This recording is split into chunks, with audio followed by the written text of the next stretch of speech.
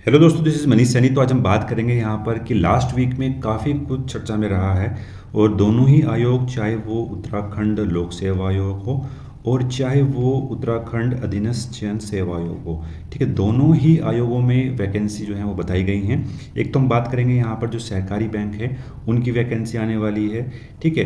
एक जो हमारे पास अभी यहाँ पर अध्याचन मिला है हमें कि आर ओ की वैकेंसी भी जो है अभी आपके पास हैं, ठीक है। कितनी पोस्टें हैं उन सभी के बारे में बात करेंगे, कब तक जो है ये वैकेंसी आ सकती हैं, कब तक इसका एग्ज़ाम होगा, उन सभी के बारे में बात करेंगे, कितनी पोस्टें हैं। यूकेएसएससी की बात करते हैं तो आपका जो है वो फॉरेस्ट गार्ड वाला अध्याचन आ चुका है। जल्द ही आपके सामने जो है फॉरेस्ट गार्ड की यहाँ पर वैकेंसी होंगी, ठीक है। क्या सिलेबस होगा उन सभी के बारे में हम डिटेल में बात करेंगे। जब तक आप इस चैनल को जो है सब्सक्राइब करें, अपने दोस्तों के साथ शेयर करें। आप शेयर करते हैं, सब्सक्राइब करते हैं तो हम भी यहाँ पर मोटिवेट होते हैं। तो सबसे पहले हम बात करेंगे यहाँ पर कि सहकारी बैंकों में जो है वो कितनी पोस्टें हैं, ठीक है। 170 पोस्टें जो हैं वो सहकारी बैंकों में निकलने वाली है। और अगर बात करता हूँ तीनों ही वर्ग, चाहे वर्ग 1 हो, वर्ग 2 और 3, तो कुल मिलाकर 170 पोस्टें जो हैं यहाँ पर खाली हैं, जिनमें शाखा प्रबंधन की बात करते हैं तो 8 पद हैं। वर्ग 2 में जो कनिष्ठ सहायक प्रबंधक है उसके 65 पद हैं और जो लिपिक हैं उसके जो है 104 पद जो हैं वो यहाँ पर खाली हैं, ठीक है। विभागीय मंत्री ने बताया है कि ये जो पद हैं पूरी पारदर्शी प्रक्रिया से जो है वो भरे जाएंगे और बैंकिंग पर्सनल स्किलेन यानी आईपीबीएस के माध्यम से ये जो है वैकेंसी आने वाली है, ठीक है। इसको जिम्मेदारी यहाँ पर सौंपी गई है institution of banking personal selection, ठीक है। ये आपके लिए महत्वपूर्ण होगा, ठीक है। दोनों ही आयोग नहीं करा रहा है पेपर को, ठीक है। पेपर अब जो है आईबीपीएस के माध्यम से यहाँ पर होगा, ठीक है। पूरी पारदर्शिता यहाँ पर होगी और सरकार की एकमात्र संस्था है जो राष्ट्रीयकृत बैंकों को के जो कर्मचारी है उनकी यहाँ पर भर्ती करती है। तो उसी के माध्यम से जो है ये पोस्टें यहाँ पर आपके पास आने वाली हैं। तो देखो, तैयार हो जाएं और अभी आने वाला जो समय है वो एक अपॉर्चुनिटी है आपके पास, ठीक है। उसको आपको बुनाना है, अपने आप को डिसिप्लिन रखकर तैयारी करें, ठीक है। अगर आपको नहीं समय मिल रहा है तो कम से कम आपको अपने लिए 4 से 5 घंटे जो है वो निकालने हैं, ठीक है। और वीकेंड में अगर बात करता हूँ तो इसको जो है आपको 13-14 घंटे यहाँ पर करना होगा, तभी कोई आप एग्ज़ाम निकाल सकते हैं।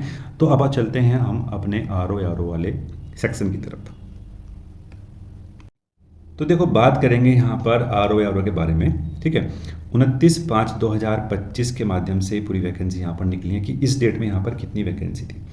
आर ओ की बात करते हैं तो उत्तराखंड सचिवालय में सीधी भर्ती के शिक्षा अधिकारी के 53 पद जो पद हैं उनका अध्याचन जो है वो जा चुका है उत्तराखंड लोक सेवा आयोग को।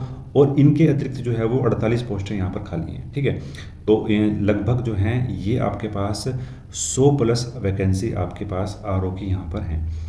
बात करेंगे यहाँ पर एआरओ के बारे में तो एआरओ की जो वैकेंसी है वो यहाँ पर अभी जो है 60 पदों के पास यहाँ पर अध्याचन जा चुका है लोक सेवा आयोग के पास। और इसके अलावा जो है यहाँ पर रिक्त पद कितने हैं, 22 रिक्त पद हैं इसके अतिरिक्त। तो कुल मिलाकर यहाँ पर आपके पास वैकेंसी हो जाएगी, देखो 82 वैकेंसी होगी, ठीक है। 82 वैकेंसी आपके पास यहाँ पर ये हो गई है, ठीक है।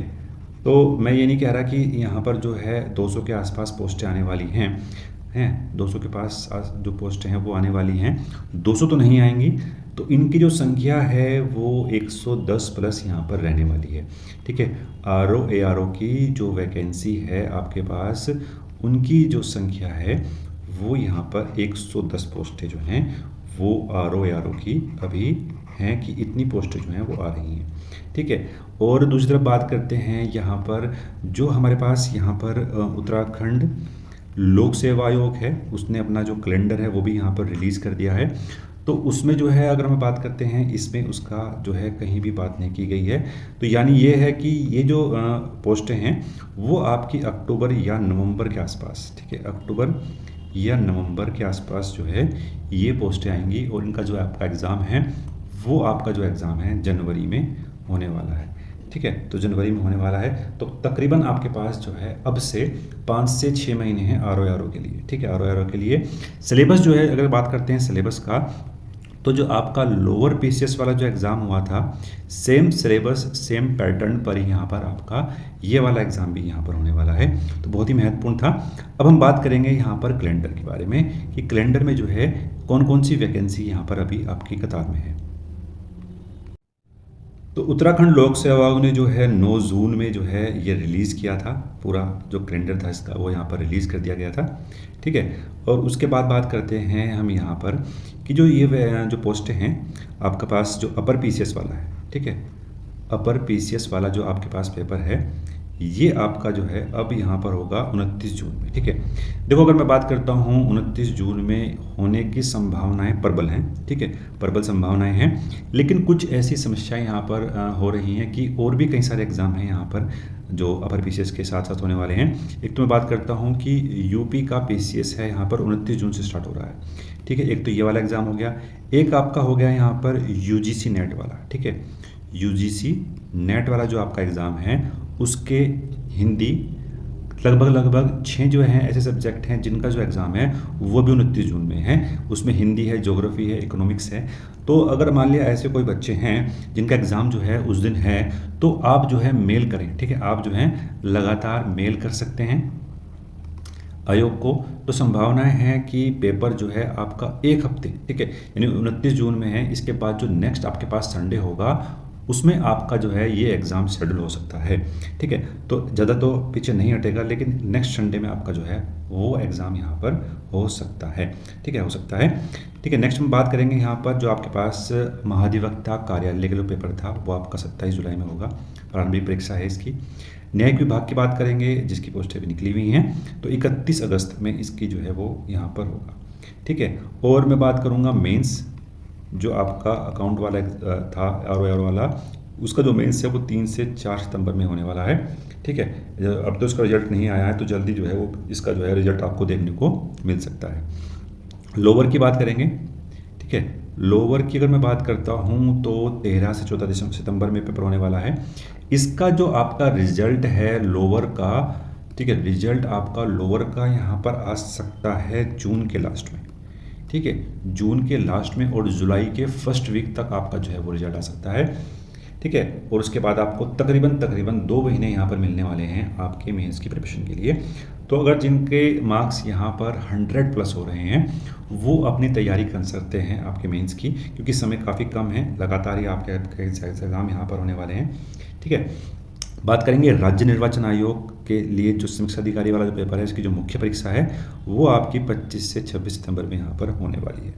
ठीक है, जिला क्रीड़ा अधिकारी की जो परीक्षाएं हैं 2 नवंबर में होगी। ठीक है, और आपका जो एफआरओ वाला है, ठीक है, एफआरओ का जो मेंस है वो आपका नवंबर में है, 24 से 28 नवंबर के बीच आपका ये मेंस होने वाला है। इसका रिजल्ट अगर मैं बात करता हूँ तो जुलाई एंड तक आ सकता है। ठीक है, जुलाई एंड तक इसका जो रिजल्ट है वो आपको देखने को मिल सकता है।